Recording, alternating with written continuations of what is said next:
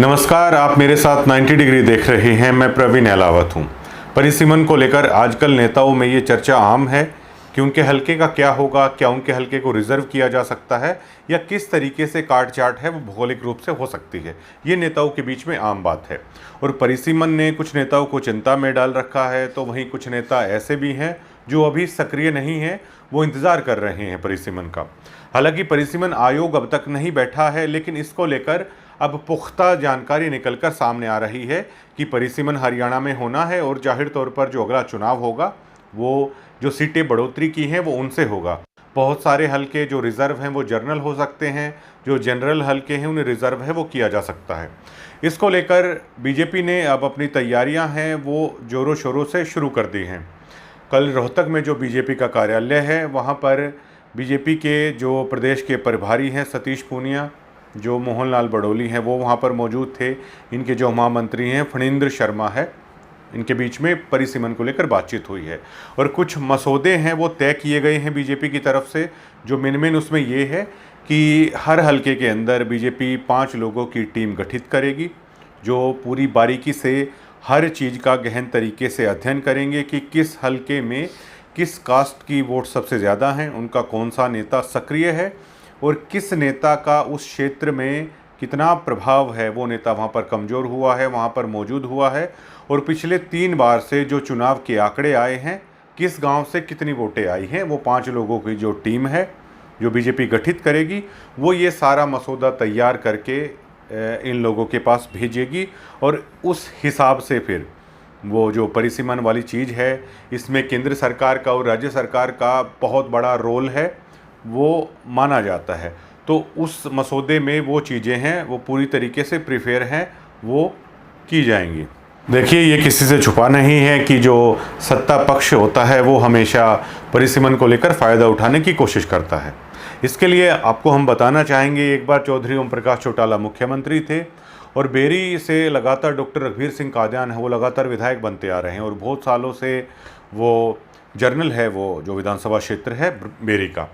तो कहा जा रहा था कि चौधरी ओम प्रकाश चौटाला हैं वो बेरी को रिज़र्व करने वाले थे और कहते हैं कि वो मसौदा उस समय पूरी तरीके से तैयार है वो नहीं हो पाया था, वरना बेरी को रिज़र्व है वो कर दिया था चौटाला साहब ने।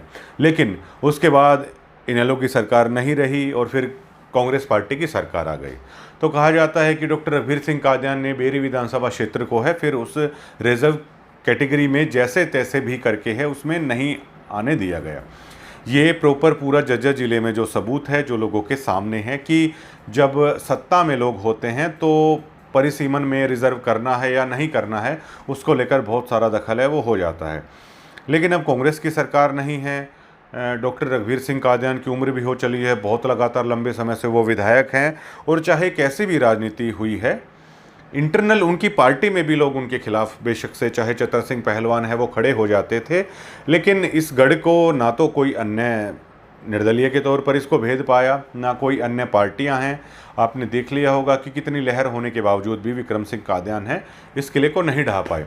तो ऐसे में ये बीजेपी के हाथ में होगा, या तो बेरी के क्षेत्र को या आसपास सालावास मिलाकर छूचकवास मिलाकर उसे रिज़र्व किया जा सकता है, जिससे डॉक्टर रघुवीर सिंह कादियान की जो राजनीति है वो बेशक हार के ना लेकिन उस पर जो पूर्ण विराम है वो लग सकता है। और अगर और भी बहुत सारे जरिए हैं जो सत्ता पक्ष हैं वो कर देते हैं, तो इस उदाहरण से आप समझ सकते हैं कि कितना कुछ सरकारों के हाथ में होता है। और जो कांग्रेस के जो लोग हैं आज के दिन कांग्रेस पार्टी से जो बगावत कर रहे हैं ना, बेशक से इसमें पैसों के लेन देन को लेकर बहुत सारी बातें चल रही हैं, लेकिन एक बात और चल रही है कि 9 कांग्रेसी विधायकों को लेकर अजय सिंह चौटाला ने कहा कि वो उनके संपर्क में थे।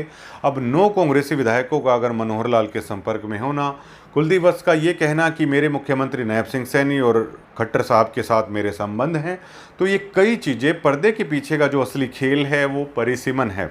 ये राजनेता बीजेपी के साथ उनकी गुडबुक में इसलिए आना चाहते हैं कि उन पर नरम निगाहें हैं वो रखी जाएं। और जो खट्टर साहब और ओम प्रकाश धनखड़ की राइवलरी है बेशक से खुल के सामने ना हो लेकिन किसी से छुपा नहीं है, तो बहुत सारी बातें हैं जो नेताओं को डराए हुए हैं।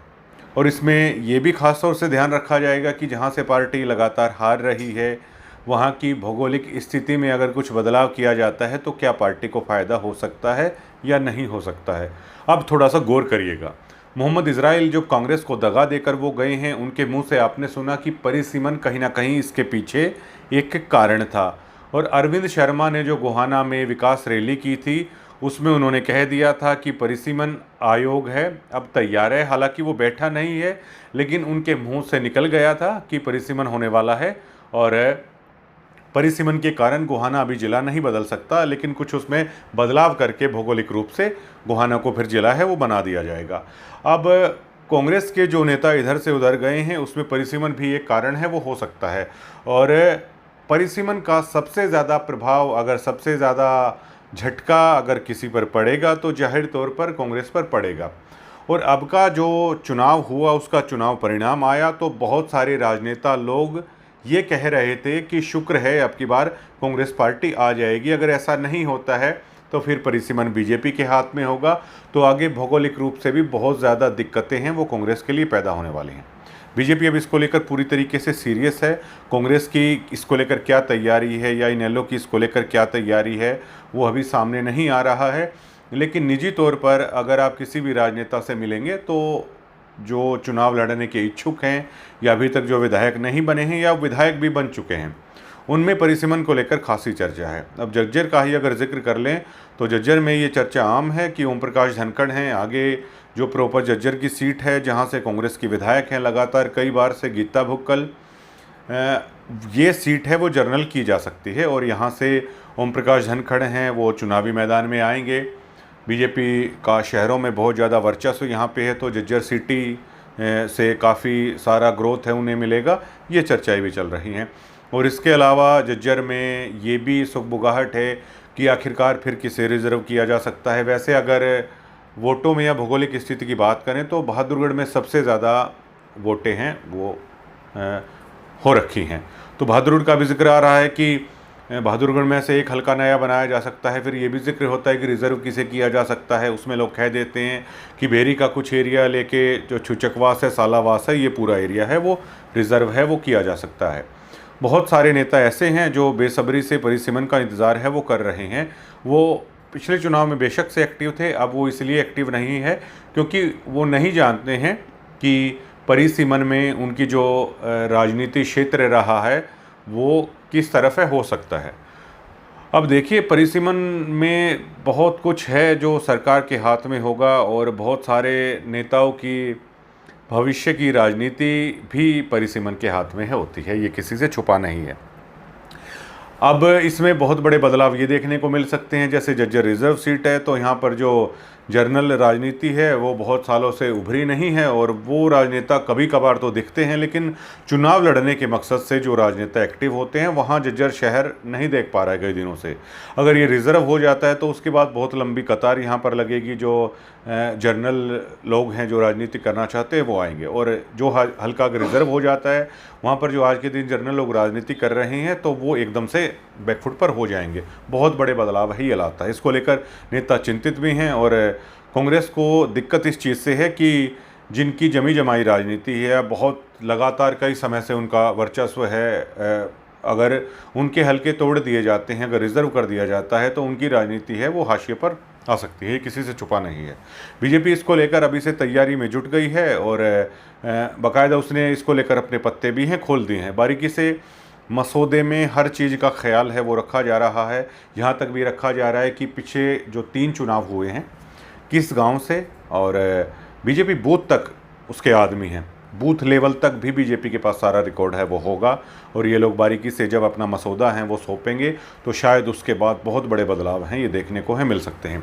अब ऐसे में एक चीज़ ये भी कयास लगाए जा रहे हैं कि रोहतक को क्या किया जा सकता है। जज्जर को लेकर जैसे चर्चा चल रही है कि जज्जर अलग से लोकसभा है वो बनाया जा सकता है और रिज़र्व के तौर पर बनाया जा सकता है। अगर ऐसा होता है तो गीता भुक्कल को हम देख पाएंगे शायद अब विधायकी से यहाँ पर वो संसद का चुनाव लड़ते हुए वो दिख सकती हैं। तो ऐसे बहुत सारी चीज़ें हैं, लेकिन एक चीज़ और होगी, ये परिसीमन आयोग जब बैठ जाएगा और बैठने के बाद चीज़ें साफ़ होने लगेंगी। कम से कम जो बीजेपी से जुड़े हुए लोग हैं, अगर नहीं भी जुड़े हुए हैं तो ये अंदाज़ा आ जाएगा, मीडिया को भी अंदाज़ा आ जाएगा कि कहाँ का हल्का किस तरीके से हो सकता है।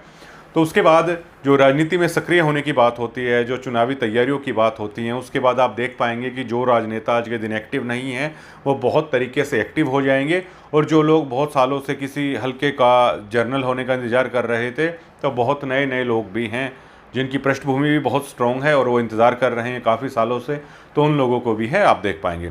तो दोस्तों, आपको क्या लगता है, बीजेपी जो परिसीमन की तैयारियों में भी से लग चुकी है, तो इससे किसको नुकसान ज़्यादा होगा और क्या बीजेपी परिसीमन का एडवांटेज है वो ले पाएगी? अब देखिए दोस्तों, अगर आप ग्राउंड पे राजनीति की देखेंगे तो कांग्रेस है अपनी गुटबाजी पशुपेश में उलझी हुई है। इनेलो बहुत ज़्यादा मेहनत है इनेलो भी कर रही है, लेकिन दूसरी तरफ बीजेपी देखिए, बेशक से उसको आप कितना क्रिटिसाइज कर लीजिए, कितनी उसकी एंटी इनकम्बेंसी हो, लेकिन लगातार सक्रिय रहती है वो पार्टी। अब देखिए, चुनाव का माहौल भी नहीं है, लेकिन मुख्यमंत्री हर विधानसभा क्षेत्र में जाकर रैलियां कर रहे हैं। बिना चुनाव के भी रैलियों का मौसम है वो हरियाणा में आज के दिन बना हुआ है, अपनी बात रख रहे हैं। तो ये बहुत सारी चीज़ें हैं जो बड़े इशारे हैं वो कर रही हैं। तो आप क्या मानते हैं कि आप परिसीमन को लेकर बीजेपी ने जो ये टीमें गठित करने की बात की है, जो मसौदा वो लोग तैयार कर रहे हैं, इससे बीजेपी को कितना फ़ायदा है वो होने वाला है? और आपको क्या लगता है, आप भी किसी विधानसभा क्षेत्र से हैं, आपसे जुड़े हुए कोई राजनेता चाहते हैं कि वहाँ की सीट अगर जनरल हो जाती है तो वो वहाँ से राजनीति करेंगे या कई नए हलके बनेंगे?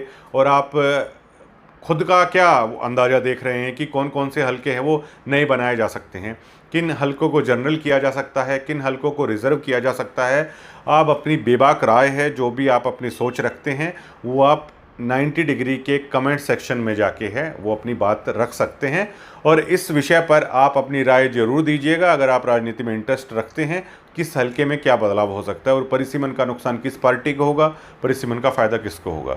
अगर यूट्यूब पर आप देख पा रहे हैं तो आप सब्सक्राइब करना ना भूलें। अगर फेसबुक पर यह खबर आप देख पा रहे हैं तो प्लीज़ आप फॉलो कर लीजिएगा और इसी तरह जुड़े रहिए दोस्तों 90 डिग्री के साथ। शुक्रिया।